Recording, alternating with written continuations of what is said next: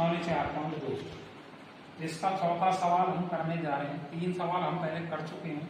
चौथा लिख रहा है दो क्रमागत धनात्मक पूर्णांक ज्ञात कीजिए जिनके वर्गों का योग 365 हो। क्रमागत का अर्थ क्या होता है? लगातार। और धनात्मक आप जानते हो पहले से, उनके वर्गों का योग 365 है। तो कैसे करेंगे इसे? माना कि पहला क्रमागत धनात्मक पूर्णांक बराबर x। अब दूसरा क्रमागत का अर्थ है, पहले बता चुका हूं मैं, लगातार, अर्थात वो हो जाएगा x प्लस 1। जैसे कि पहला बोला 10 तो अगला आएगा 11, तो वो से 1 बढ़ा तो इस कारण x प्लस 1 हो जाएगा। अब वर्गों का ये 365 था, तो पहला वाला पूर्णांक x है उसका होल स्क्वायर कर दिया, दूसरा x प्लस 1 तो उसका होल स्क्वायर कर दिया, बराबर 365, उनको जोड़ कर दिया। अब इसके वर्ग खोलेंगे, x का वर्ग करते हैं तो x स्क्वायर आता है, और x प्लस 1 का होल स्क्वायर खोलेंगे तो कैसे खोलेंगे? पहले मैं अन्य वीडियो में पहले बता चुका हूँ, तो पहली का गुणा पहली से कर दो, तो x गुणा x स्क्वायर, दोनों का गुणा आपस में करके उसका गुणा 2 से कर दो। x का गुणा 1 से किया तो x, उसका गुणा 2 से किया तो 2x, और बार बार ये था 1 गुणा 1 कर दो 1 आ जाएगा। 365 आ गया है, माइनस का आ गया। अब x स्क्वायर में x स्क्वायर दोनों प्लस में जोड़ेंगे, 2x स्क्वायर हो जाएंगे। x वाली 1 की है, 2x उतारेंगे, इनको अपन एक असमान चिन्ह के घटाएंगे, 364 बच जाएंगे। अब दोनों पक्षों में से हमने 2 कॉमन ले लिए, 2 का भाग लगा रहे हैं तो x square plus x minus 182 आ जाएगा बराबर 0। अब 2 यहाँ दोनों पक्षों से कॉमन था, तो इस कारण हमने 2 को हटा दिया, कॉमन को हटा दिया। समीकरण रह गया x square plus x minus 182 बराबर 0। अब इस समीकरण के हम गुणनखंड बनाएंगे कि जब इनको जोड़े या घटाएं तो 1x आना चाहिए, और गुणा करने पर 182। तो कैसे करेंगे? 2 का भाग अर्थात अभाज्य गुणनखंड बना लिए पहले, 2 पर चला गया, 7 का 13 का। अब हमने अंतिम अंक हमारे पास है, अंतिम संख्या हमारे पास 13 तो वो लिखी, बची कुची का गुणा कर दिया, 7 दूनी 14 बोले थे। अब तीसरी संख्या हमारी किसकी थी? माइनस की। अगर ये माइनस की है तो घटाने पर ही आएगी, अगर ये प्लस की है तो जोड़ने पर आएगी। अब देखो 14x में से हम 13x को घटा दें तो 1x ही बच गया, वो किसका चाहिए? प्लस का। तो बड़ी वाली में लगाएंगे प्लस और छोटी वाली में लगाएंगे माइनस, यानी विपरीत चिन्ह इसका। अब ये संख्या बना ली हमने x स्क्वायर, इसके स्थान पर प्लस का 14x माइनस का 13x माइनस 182 बराबर 0। आगे वाली दोनों में से कॉमन ले लिया x का भाग x स्क्वायर में लगाया था x का भाग 14x में दिया 14, इनमें से कॉमन ले लिया हमने माइनस 13 का भाग दिया था x, माइनस का भाग माइनस में दिया तो प्लस, 13 का भाग 182 में दिया 14 बराबर 0। अब दोनों ब्रैकेट समान है हमारे x प्लस 14, इसको हमने कॉमन ले लिया x प्लस 14 को, इसमें भाग दिया था x, इसका भाग इसमें दिया तो माइनस का 13 बराबर 0।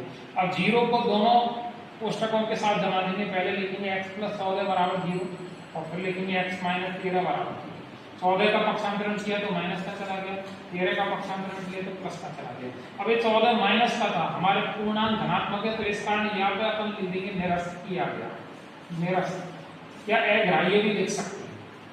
तो x बराबर कितना हो गया? 13। x कौन था? पहला, तो इस कारण हमने लिख दिया पहला पूर्णांक बराबर 13। दूसरा पूर्णांक दूसरा है हमारे पास x प्लस 1, तो 13 प्लस 1 बराबर 14। इस तरह ये सवाल हमारा कंप्लीट हुआ। अब पांचवा सवाल, पांचवें में लिख रहा है एक समकोण त्रिभुज की ऊंचाई इसके आधार से 7 सेमी कम है, ऊंचाई कम है आधार से 7 सेमी, और कर्ण 13 सेमी का है, तो अन्य 2 भुजाएं ज्ञात कीजिए। तो कैसे करेंगे इस सवाल को हम? सबसे पहले हमने एक चित्र बना दिया ABC, एक समकोण त्रिभुज का, जिसमें हमने लिख दिया माना कि समकोण त्रिभुज ABC का आधार बराबर x सेमी, यानी ये आधार मान लिया तो ये x सेमी का, तो ये ऊंचाई है BC, तो ये इससे 7 सेमी कम थी, तो x में से हमने 7 घटा दिया, x माइनस 7 अर्थात ऊंचाई x माइनस 7 हो गई। कर्ण 13 सेमी का दे रखा था तो वो जला दिया। अब इसे हल करने के लिए हमने समकोण त्रिभुज की पाइथागोरस प्रमेय सूत्र जमा दिया कि कर्ण स्क्वायर बराबर आधार स्क्वायर प्लस लंब स्क्वायर। कर्ण का मान दे रखा है 13, तो यहाँ जमा दिया 13 का होल स्क्वायर। फिर आगे आधार का मान दे रखा है x, तो x का होल स्क्वायर, और लंब यानी ऊंचाई का मान दे रखा है x माइनस 7, तो उसका होल स्क्वायर।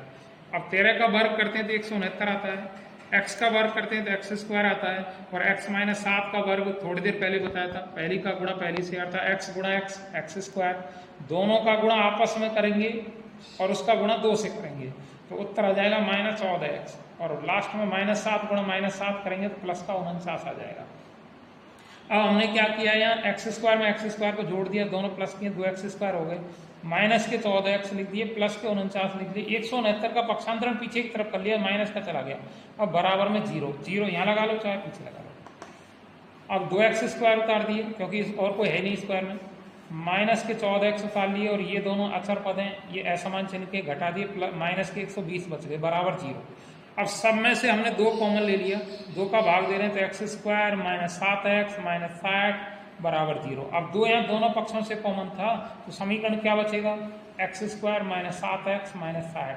अब ये सवाल आपको गुणनखंड विधि से इसी तरह आपको घर के लिए होमवर्क है, ये करके लेके आना है।